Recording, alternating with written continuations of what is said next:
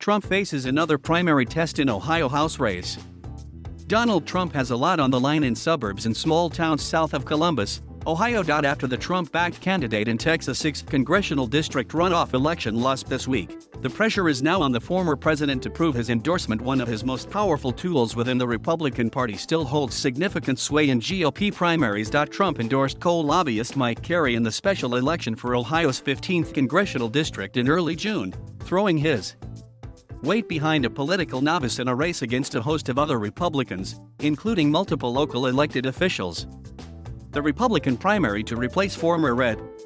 Steve Stivers, who left Congress earlier this year to lead the Ohio Chamber of Commerce, is Tuesday. It's a crowded race, with close to a dozen Republicans still vying for the congressional seat. This has led multiple Republican operatives, both in Ohio and nationally, to speculate that it is eminently possible for Trump's candidate to lose the primary and to acknowledge that yet another loss for Trump would dent his standing as a Republican kingmaker. It also could be personally frustrating for Trump, a politician who routinely bragged as president about the strong win percentage of the Republicans he backed in primaries. These specials are volatile, said a senior Republican strategist who has worked on House races. People don't know these guys as well. There are not the massive amounts of attention. They need to make sure their message actually breaks through. And that's hard to do. On the ground, both Republican operatives unaligned with a candidate as well as those working for a campaign acknowledge that while Trump's endorsement is powerful, it is diluted by the size of the field, the fact that candidates have had roughly only 3 months to campaign, and the reality that nearly all candidates in the race are tying themselves to Trump's message. Obviously, the Trump endorsement is a big boost for Carey, said a top strategist for Ruth Edmonds, a black Republican who is running as a candidate in line with Trump. But it is not as big of a factor, as you are already seeing with what happened in Texas the other day, and there are just so many candidates in this race. The strategist also noted that most voters just aren't engaged in the election, with the Edmonds campaign expecting roughly 40,000 people to vote in the primary. In the 2020 general election, there were more than 380,000 votes cast in the district's House race. We are looking at a race with very low turnout, the strategist said. So, is the Trump endorsement important? Obviously. But it is not the end of the world, especially in a race like this.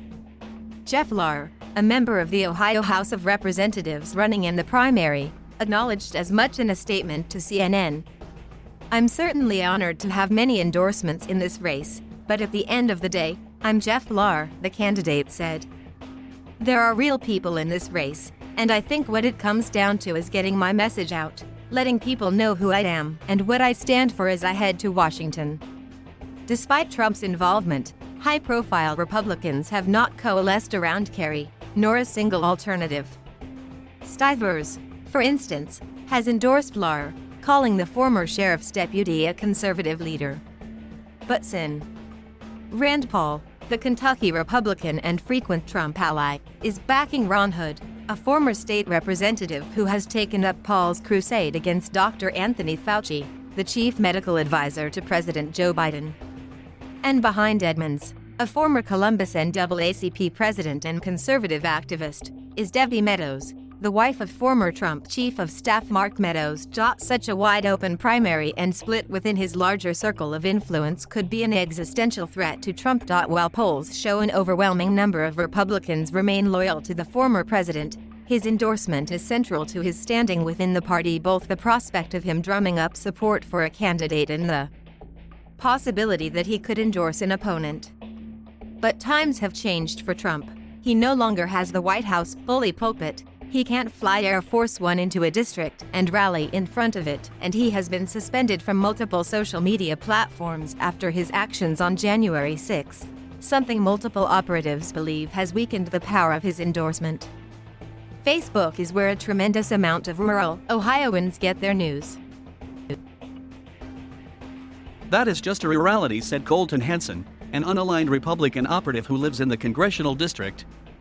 "So that has been even more tough because the average 65-year-old woman who is a retired school employee or factory worker, she is on Facebook and Trump's website just isn't accessed by the average voter." Henson said the Trump endorsement matters a lot to the voters who know it, but with all the other candidates in the race touting themselves as Trump-aligned candidates, there is a lot of confusion among voters. If you are a voter who wants to take your marching orders from President Trump on this, the other candidates have purposely made it harder to do that, Henson said. In an attempt to avoid another loss, a top Trump-aligned super PAC is looking to boost Carey even more, pledging to spend $350,000 to boost the lobbyist in the final days of the campaign. The money will fund television and digital ads, along with direct text messages to voters. It's a sizable buy in a special election in Ohio. Republicans said it could make a difference come Tuesday, but the starkest takeaway, they said, may be how it lays bare that Trump and those close to him don't want to suffer another loss. One of the biggest sticks Trump has is the ability to influence Republican primaries, said Matt Gorman, a Republican strategist and former top communicator at the National Republican Congressional Committee. He needs to keep that ability intact. Ohio is a huge test for that.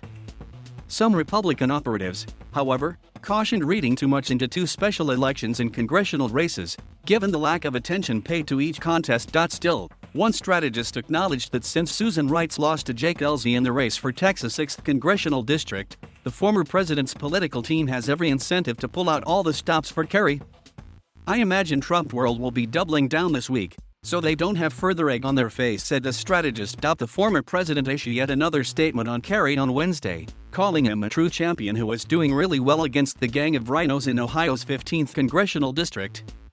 Trump also looked to boost Carey at a recent rally in Wellington, Ohio, an event aimed at supporting another congressional candidate, Max Miller, in his quest to oust Rep.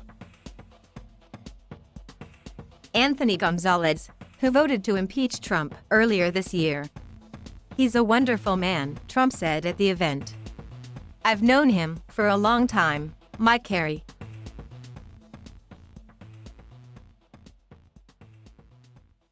Thank you for watching. Please subscribe,